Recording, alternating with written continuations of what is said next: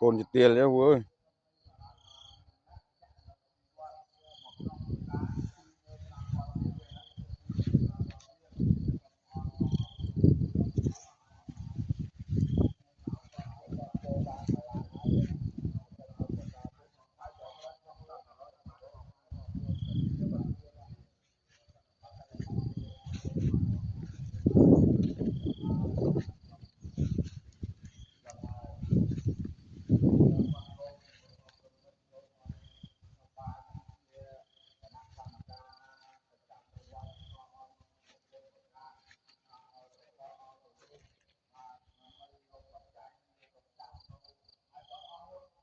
Cắt mau không độc.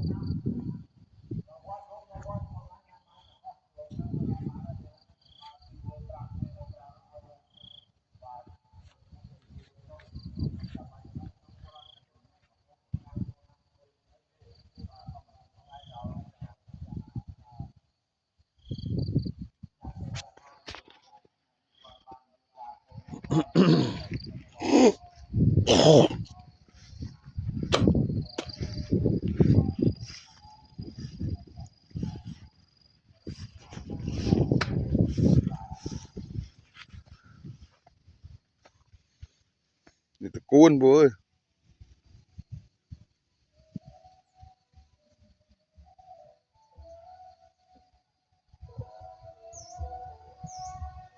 Ó đấy tao.